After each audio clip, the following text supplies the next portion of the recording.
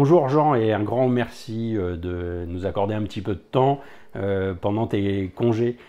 J'ai la chance de t'avoir rencontré en tant que conférencier international de l'autre côté de l'Atlantique, de l'autre côté de la Grande Mare, comme on dit au Québec. Est-ce que tu pourrais te présenter en quelques phrases pour mes clients, lesspeakers.com?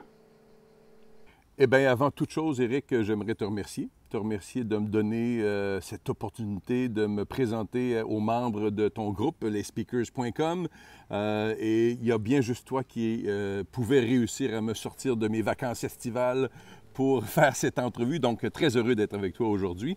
Donc, deux volets. Le premier, qui je suis. C'est assez simple. Je suis un homme de 58 ans maintenant, papa de 2 enfants. Ma fille a 30 ans, mon fiston va avoir 14 ans prochainement. Je suis l'amoureux d'une seule et l'ami de quelques-uns. Maintenant, ce que je fais comme boulot. Moi, Éric, je me lève tous les matins pour rendre les gens inconfortables avec un ou plusieurs aspects qu'ils disent vouloir changer de leur vie, tant au niveau personnel que professionnel, inconfortables à un point tel qu'ils vont peut-être enfin prendre la responsabilité puis l'engagement de s'arracher les fils d'araignée d'entre les deux fesses pour se lever le derrière et passer à l'action pour passer d'où ils sont à où ils veulent être dans leur vie.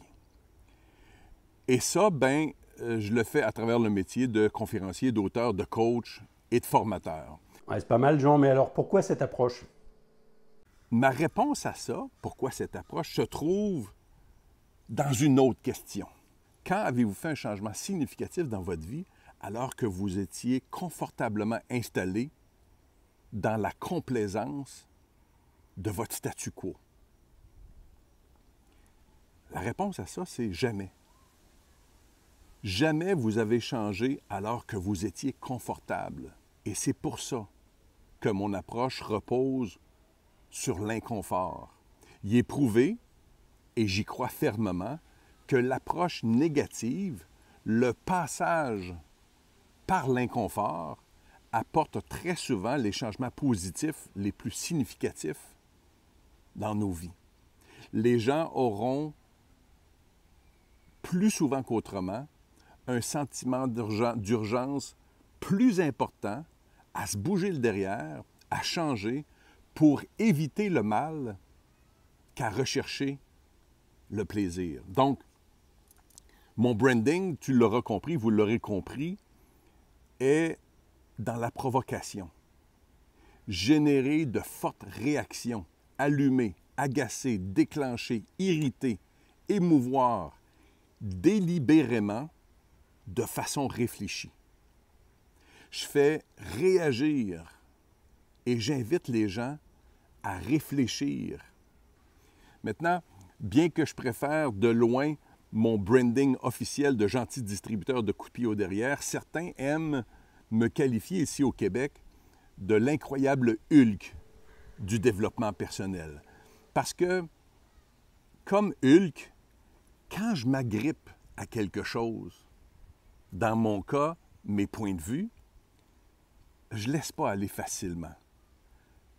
Parce que tout ce dont je parle, tout ce que j'écris repose sur mes valeurs les plus profondes, sur mes expériences et la profondeur de mes recherches. Celles et ceux qui me suivent régulièrement savent ça de moi, reconnaissent cette clarté-là en moi. Et celles et ceux qui me découvrent, comme vous aujourd'hui, comprendrez assez rapidement, et vous comprenez peut-être déjà, que j'ai des opinions fortes à bien des niveaux, que je ne mange pas mes mots, puis que j'habite mes couilles en disant exactement ce que je pense, sans m'excuser. Jean, quel est le pitch de ta conférence? La pierre angulaire de ma conférence phare, c'est assez clair de par son titre, « Votre vie est de votre faute ». La pierre angulaire de cette conférence et de tout ce que je dis est le sens des responsabilités. Que ce soit au boulot, comme employé ou entrepreneur, au bas ou au sommet de la pyramide, l'ensemble de mon approche et de mon message se résume à une phrase. votre vie, votre succès, votre bonheur est de votre faute. Maintenant, il y a bien des gens qui n'aiment pas le mot faute. Je l'utilise de façon consciente. Mais ce qu'il faut comprendre, c'est que la faute n'est rien d'autre que les conséquences, positives ou négatives, les conséquences de nos pensées, nos paroles et nos actions.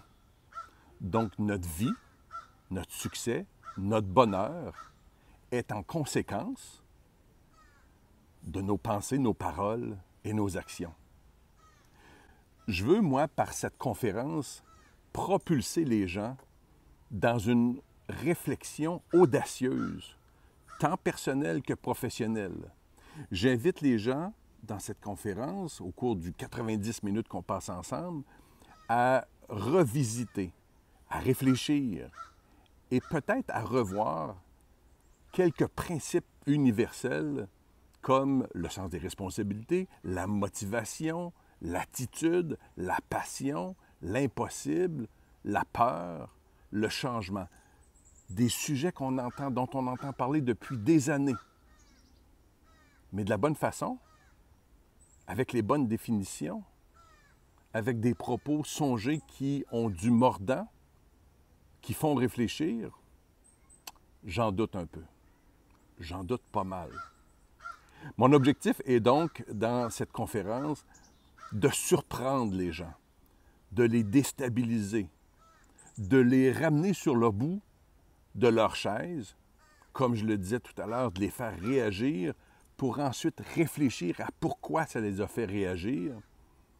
Et il y a une chose, en fait, il y a deux choses que je peux promettre à la fin de chacune de mes conférences. C'est que les gens qui sortent, la première, c'est que les gens qui sortent de ma conférence vont pas mal tous dire « Il m'énerve. Il m'énerve. » Mais par la suite, la deuxième chose, c'est qu'ils vont souvent sortir de ma conférence pour aller réfléchir.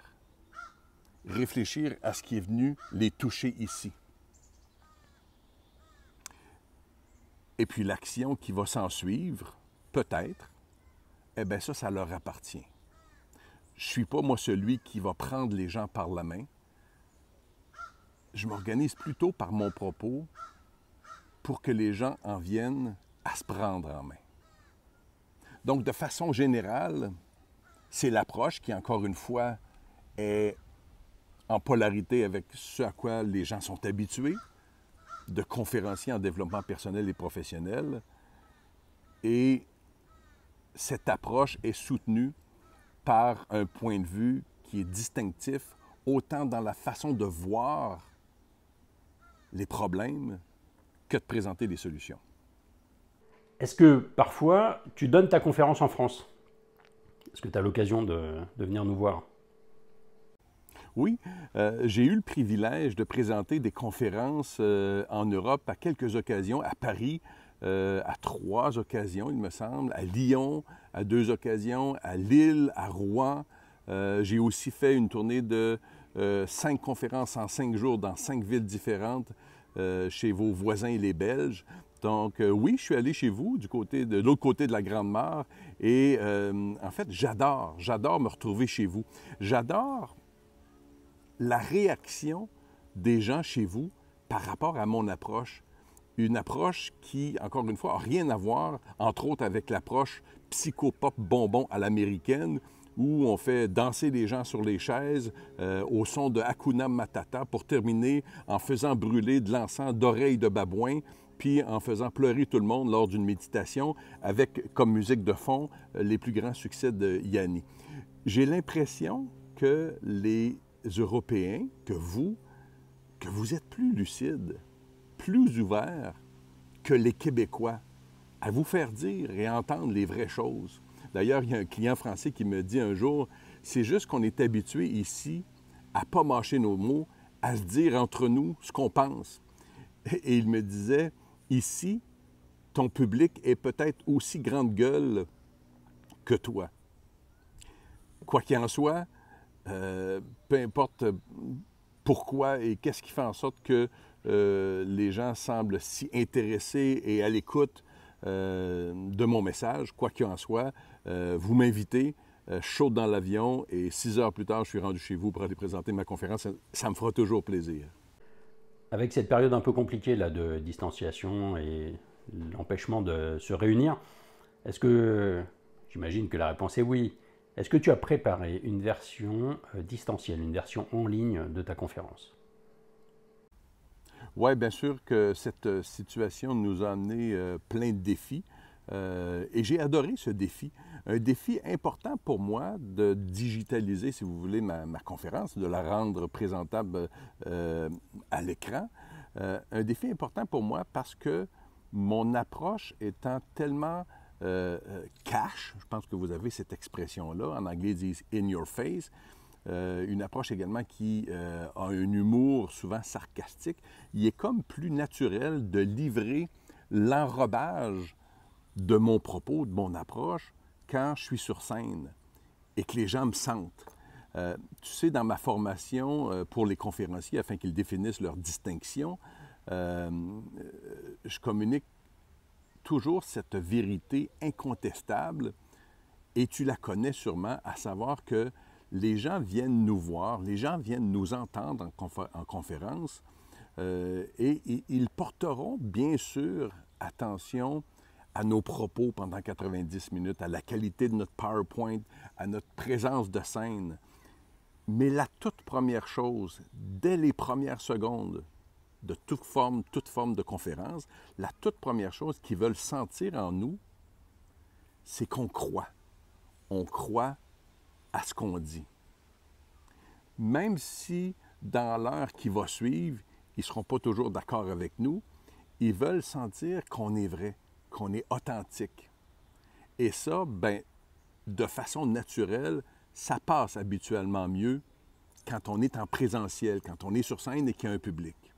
J'ai donc eu à travailler, et j'ai travaillé avec plaisir très fort à reproduire cette vérité, cette authenticité-là, de la faire passer à l'écran.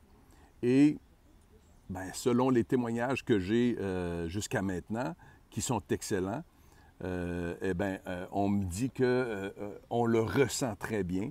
On ressent cette authenticité-là, ce point de vue qui coule dans mes veines, même si on se retrouve dans une forme de communication à laquelle on est moins habitué, et même si on aurait peut-être préféré effectivement que ce message-là, cette approche-là soit livrée sur scène, eh bien là, il faut s'ajuster. Bon, alors tu as écrit un livre sur le même sujet, est-ce que tu peux nous en parler un petit peu? En fait, j'ai maintenant 3 livres à mon actif. Le premier porte le titre de « J'ai pas de temps à perdre et vous ». Et il est, à ce jour, le livre phare de mon approche puis de mon point de vue sur le développement tant personnel que professionnel. C'est un livre qui est dur, un livre qui ne passe pas par 4 chemins, par choix. Je voulais, avec ce premier livre, secouer, réveiller le lecteur.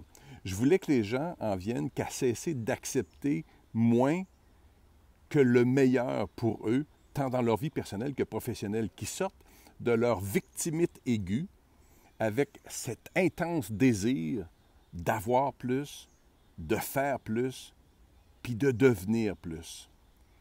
Puis, pour faire ça, eh bien, j'ai pas eu le choix. J'ai pas eu le choix que de passer par le bottage de derrière pour rendre les gens inconfortables, comme je te disais en tout début d'entrevue, quand je présentais ce que je fais dans la vie. Ça, c'est mon premier bouquin. Mon deuxième bouquin est tout simplement un bouquin que j'ai rédigé en moins d'une semaine, mais qui n'est sans le minimiser, qui contient, qui vous présente, qui offre aux gens 365 coups de pied, coups de cœur, 365 citations. Certaines viennent de moi, certaines viennent d'autres personnes. Donc ça, c'est le deuxième bouquin. Et mon petit dernier, qui s'appelle « Zéro nuance de gris », qui est un livre de point de vue, de prise de position. Je hais les zones grises. Je comprends qu'elles existent. mais je hais les zones grises et j'invite les gens à cesser de s'y cacher, de se cacher dans leur zone grise, dans tous les aspects de leur vie, puis de prendre position. Donc, ce sont les 3 bouquins que j'ai décrits et il y en a plein d'autres qui sont en train de se former là-dedans. Il s'agit juste de trouver le temps pour les écrire. Donc on l'aura bien compris, tu te déplaces facilement aux États-Unis ou en France ou en Europe pour donner tes conférences. Mais est-ce qu'il y aurait déjà des dates auxquelles tu as prévu d'être en France après ces congés d'été? Oui. En fait, si tout va bien, je vais traverser la Grande Mare pour me retrouver en France au mois d'octobre prochain. J'ai eu l'immense privilège d'être invité à prononcer une conférence TED, une conférence qui devait avoir lieu au mois d'avril dernier, mais bon, avec les circonstances de la pandémie, ça a été annulé et reporté au mois d'octobre. Donc, pour le moment, je me rends en France pour une conférence le 17 octobre, une conférence de 18 minutes.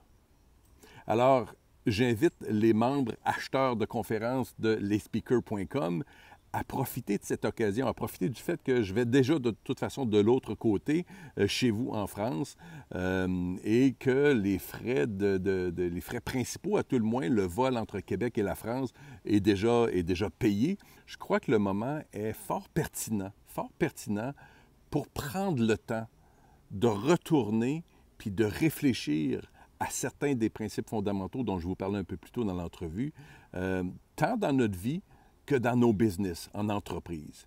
Je serais donc, oui, effectivement, très heureux de profiter de ce passage chez vous en octobre prochain pour arriver un petit peu plus tôt ou partir un petit peu plus tard que prévu et aller présenter ma conférence au sein de votre organisation. Bon, encore une fois, un grand merci Jean pour tout le temps que tu nous as consacré, toutes ces explications qui donnent envie évidemment de produire ta conférence. Et puis, j'espère qu'il y a plein de clients lesspeakers.com qui sauteront sur l'occasion de te booker pour le mois d'octobre ou un peu plus tard si en termes d'agenda, ça correspond mieux aux attentes de nos clients. Voilà, je t'embrasse et puis prends soin de toi. Merci beaucoup, Éric. Merci pour cette opportunité. Toujours un plaisir de jaser avec toi et aujourd'hui de me présenter à tes membres. Alors, merci, mon ami, et à vous tous. Je le souhaite. À très bientôt. Au revoir.